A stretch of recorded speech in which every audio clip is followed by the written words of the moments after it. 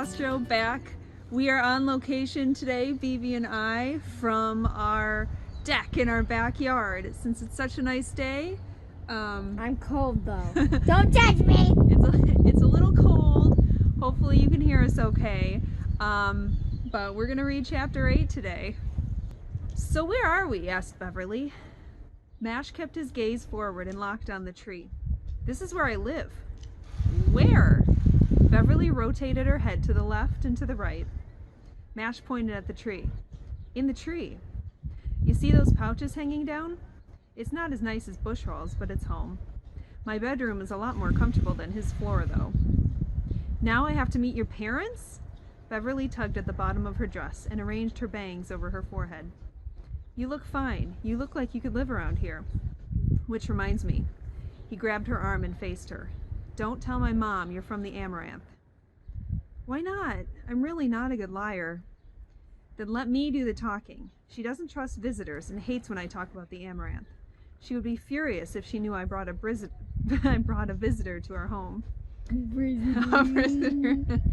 Beverly's eyebrows shot up. What about your dad? My dad would love it, but he can't know either. Okay, I'll just not talk. Mash trod through the flowers, dragging his feet, and trying to think of something to tell his parents. I'm hired and here's a flower. You have a flower. He considered claiming she was his girlfriend and reached for her hand before he thought better of it. Digging his hands into his pockets, he tried to come up with a better idea. See you tomorrow. Next to him, Beverly fidgeted, tucking her hair behind her ears, straightening various lilac bunches on her dress, and sighing every few seconds. Mash was just as nervous, for different reasons, and couldn't do anything to comfort her. The tree loomed in front of them, and Mash tilted his head back and shielded his eyes against the sun. Hey Ma, are you home? A voice came from above. Mash? Mash! The lowest pouch swayed as his mother poked her head out. You are safe, and I told you not to call me Ma. Where is your shirt? His mother was halfway down the tree before she noticed Beverly and frowned. Who is this? I ripped my shirt. I will get a new one from the storage pouch. Mash lifted his arm to present Beverly. This is Bevy. His mother looked from Beverly to Mash, and then back to Beverly. Cerulean, Bevy. Hi, Cerulean, ma'am. Beverly waved a little and bit down on her lower lip. The three were silent for seconds on end. I have a question. And Beverly had been pushing at flowers with her big toe. Mash cleared his throat. Bevy was one of the workers at the castle until she was rescued. So that is where you were. His mother wrung her hands. Shortly after the monster night flew over our tree, a messenger came and told us you were safe. But you would be away for a while. Of course, I did not accept that explanation until he said you were in Olivia's care. We were supposed to be, mumbled Beverly. Mash coughed. Olivia took good care of me. I was with Bevy, and I offered to take her home, but then we ran into a zomp who zapped us back here. Mash's mother stuck out her hip and placed her hand on it. And where is home, Bevy? Mash opened his mouth to answer, but Beverly spoke first. I live in a tree house in the forest. It's all made out of wood. Your home looks much cozier, though. Cozy, yes, we think so. Mash's mother's eyebrow went up, creating a single forehead wrinkle. Would you like to see it? Beverly clapped her hands together. Oh, yes, please. When Mash's mother wasn't watching, Mash put a hand on Beverly's back and thanked her silently with his eyes. She smirked and nodded as she hoisted herself into the tree. Mash's mother grunted as she pulled herself up onto the next branch. Bevy, tell me, how were the conditions in the castle? Pretty scary. You will have to tell us more once Mash's father returns from town, if it does not upset you too much. Sure. They climbed into the gathering pouch, and Mash's mother gestured for them to sit down. Mash watched Beverly to gauge her reaction. An open-mouthed grin was spread across her face as she took it all in. She really was pretty when she smiled. We really can't stay long, Mother, said Mash. Stay for the meal. Then you can be off again as long as you promise to return home quickly, Mash. Yes, Mother. He didn't know if he could keep that promise, but his mother would not take any other answer. Unlike Bushwell's mother, Mash's was not one for making conversation.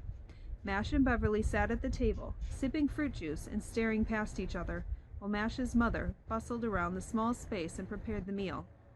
It wasn't until Mash's father climbed the tree and popped his head into the pouch that anyone spoke. "Is the meal ready? Oh, hello." Mash's father made eye contact with Mash the second after he saw Beverly. His bushy eyebrows were raised. Mash was sure he knew.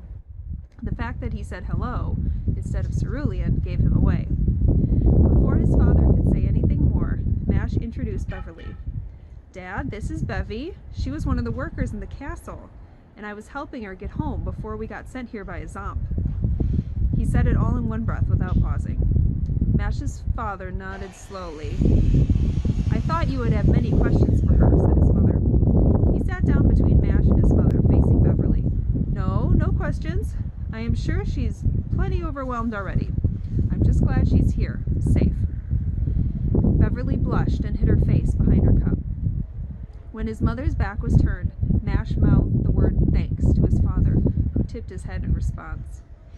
After the meal, which Mash's father filled talking about his day so that Beverly wouldn't have to, Mash gave Beverly a tour of the other pouches that made up their home. He first took her to the storage pouch, where he dug around and showed her things she wouldn't see back in the amaranth.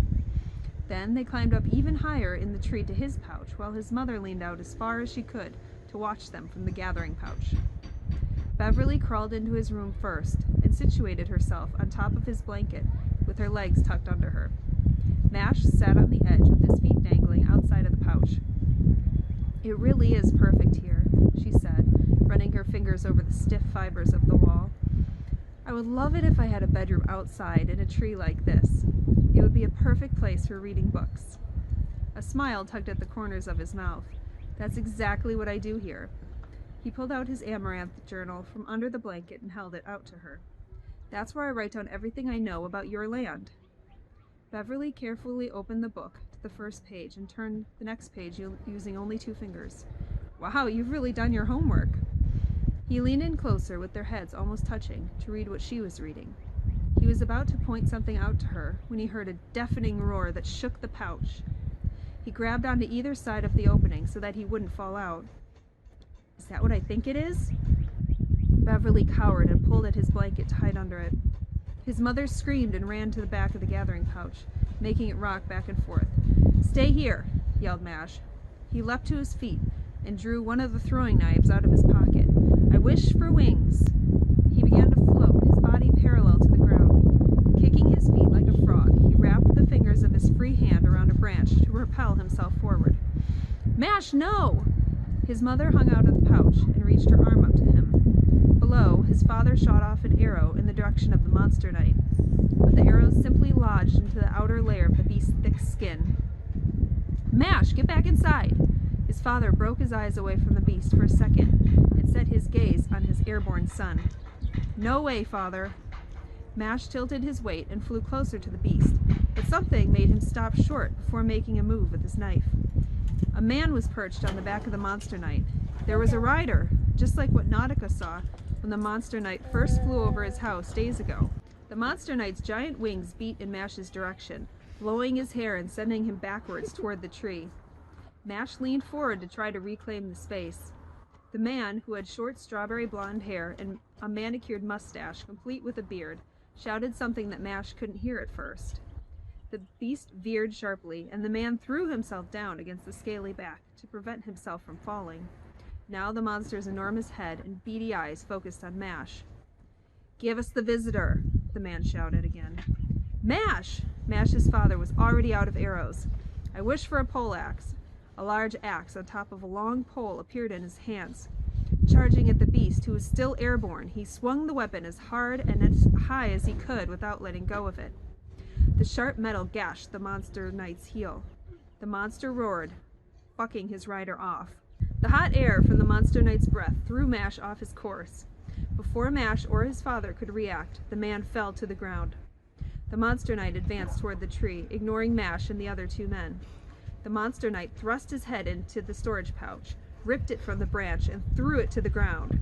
Mash's family's belongings now lay across the field. His father rushed to protect his mother. He scaled the tree before the monster knight could destroy the pouch she was in too. "Get out of there!" Mash watched from his position in the sky as time seemed to slow. The monster knight's enormous head swung in the direction of his pouch next. "Beverly!" Mash howled. He dove beneath the beast and aimed a knife at the monster knight's belly. He threw the knife as hard as he could until half the blade sunk into the monster's body. Another roar emerged from the beast, and a tail flew in Mash's direction. The tail slammed Mash against the tree's trunk and held him there. Mash struggled, but the monster didn't hold him there for long. Mash fell to the ground. The beast, now with both feet planted on the ground, faced Mash once more. Mash pressed himself against the tree, but there was nowhere to run.